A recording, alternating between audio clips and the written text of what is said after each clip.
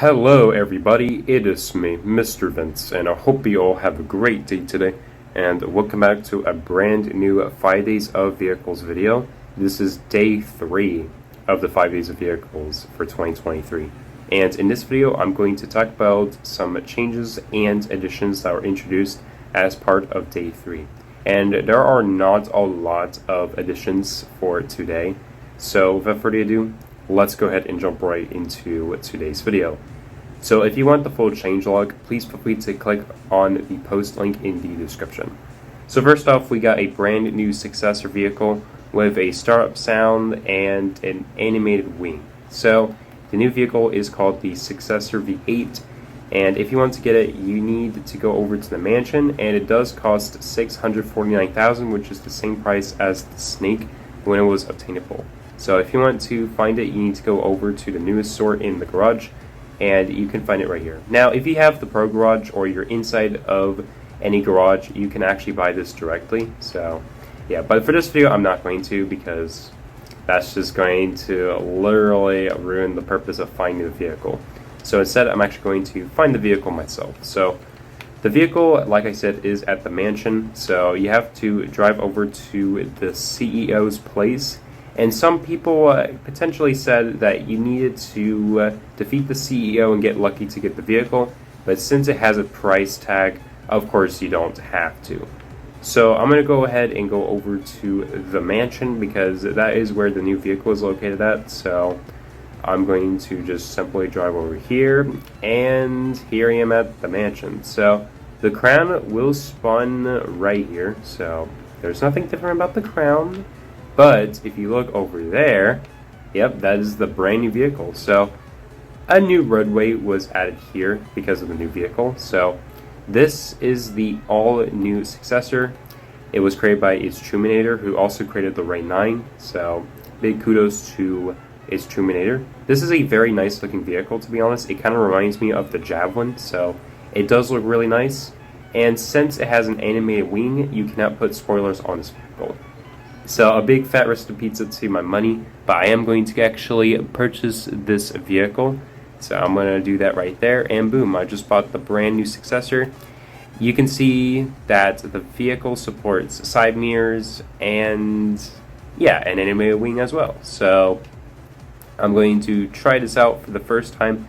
So unfortunately, there are no animated doors that are part of the vehicle, so that kind of sucks. But you can already tell that the vehicle feels pretty fast at stock. So is it fast? Well, it kind of is. And is it worth the price? Absolutely. Now, there are currently 2 vehicles that will spawn at the mansion, and honestly, I think it is better off to buy this vehicle first compared to the Crown. Because, yeah, the Crown is kind of slow compared to this vehicle, and the Crown is a tad bit more expensive. But that might change in the future, but we'll see. So you can see that the animated spoiler works, and you just need to drive a little bit for the spoiler to work. So if you notice, the spoiler actually raised when I went about 40 miles per hour, so that's actually pretty good. So I'll go ahead and customize it, and boom, this is the brand new vehicle with my customization. And you can see that it actually has almost the same settings as the Longhorn, so that's good.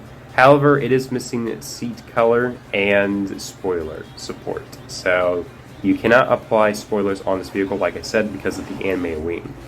But you are able to apply pretty much everything else, so that's good. So I haven't showed you guys the interior of the vehicle yet, so this is the interior of the brand new vehicle, and I think this is a really detailed interior. I mean, holy cow, we got an actual GPS that is part of the interior. Unfortunately, it's only cosmetic, but that's still really cool. We got a nice looking steering wheel, as well as some other details. So I'll go ahead and test out the vehicle. The vehicle has a top speed of about 250 miles per hour, so that's actually pretty decent for a supercar. And yes, it is a sports car as well, so you can considerably call this a sports/supercar. So as you can see, it is already going pretty fast, and its launch is extremely good. And you can see that the acceleration is not too bad either. I mean, it's not as good as the Roadsters, but that's to be expected. But yeah, you can see the vehicle is actually going pretty quick, and I like this vehicle. It's very nice looking. It does have a nice engine sound, and it does have a startup engine, so yeah. But generally, I think this vehicle is really good. It's a pretty decent vehicle for about 650,000 cash, and it definitely is worth buying the vehicle if you like the design and the speed of this brand new successor. So if you don't like the Eclair, you can just buy this instead. But is it really worth the grind? Absolutely. I mean, it's your choice if you want to get this vehicle. But yeah, the reverse speed is also pretty good. As you can see, it goes up to about 76 miles per hour with low 5 engine, so that's not too bad. But that's to be expected. So yeah, you can also see that we got these two stripes running across the body, similar to the 𝗏 Mark V and the Javelin. So that's a cool detail right there as well. But now I'll go ahead and talk about a couple additions that were implemented into today's update by the time I'm making this video. Added off-road path behind Bounty Bay Airport. So there is now an off-road path behind the Bounty Bay Airport.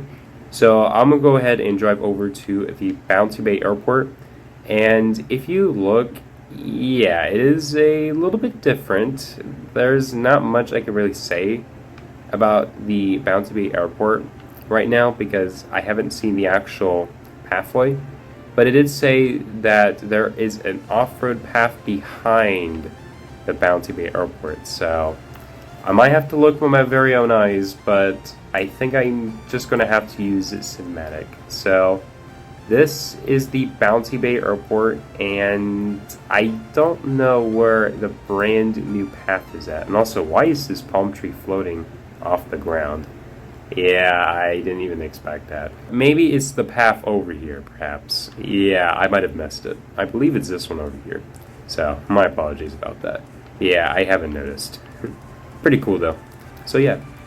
Added further reinforcing to the museum entry to keep cars out.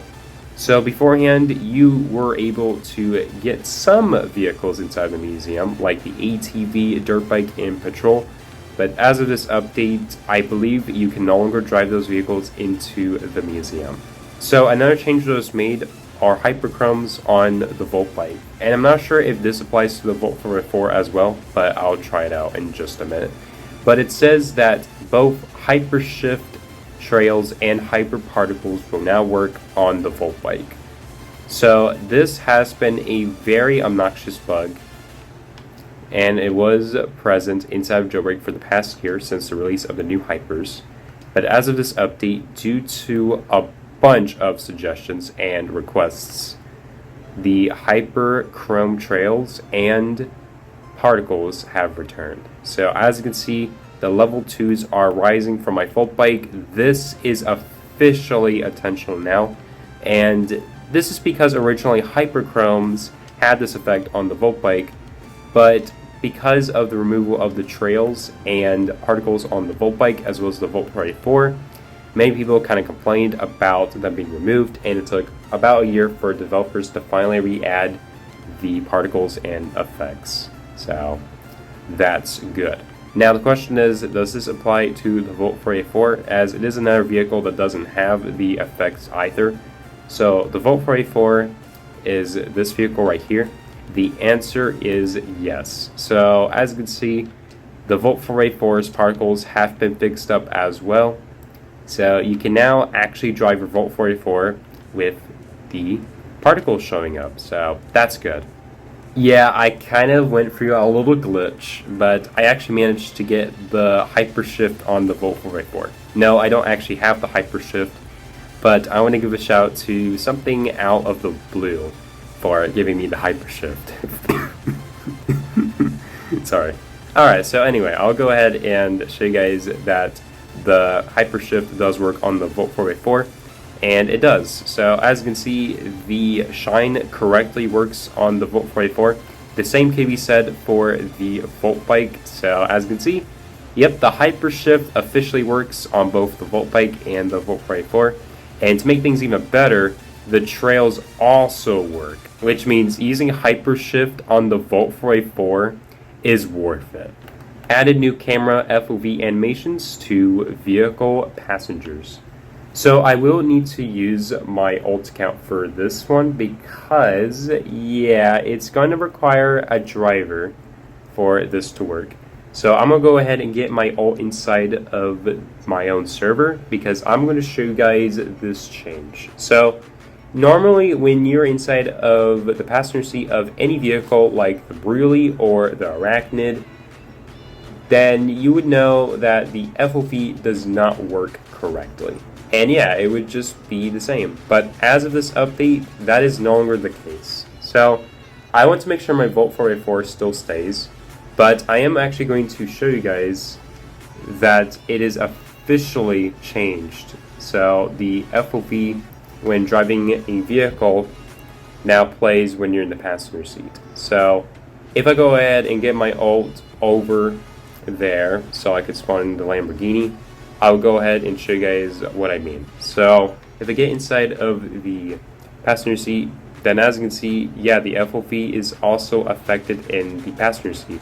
Now, I'm not sure if it's accurate, but it does work really well. So if you look at my camera very closely, you can see that it does work, and I think that is a great change. Alright, so now that I covered the camera FOV, I'm actually going to go ahead and talk about a bug fix. Fixed a joy store with lasers sticking outside the building. So there was a joy store floor that had the lasers appear outside of the joy store, but that has been fixed. Fixed multiple joy store floors with light colored brick walls. Well, I mean, I don't know why the joy store has to be so bright to begin with, so that has also been fixed. So as you can see, the brick walls are darker now. Yeah, they used to be very bright, but they're darker, so that's good. Thank you for that, 𝗟𝗂𝘁. Fixed clipping issues with a vault in a jewelry floor. Yeah, I did not know that. Added regions to casino for teleporting players out on close. So it seems like as of this update, you can no longer enter the casino when it's closed using glitches. So if you try to glitch inside the casino and it closes, I think you'll be kicked out. So that's a good change, to be honest. I mean, it makes more sense now because you're not really supposed to get inside of the actual casino when it's closed.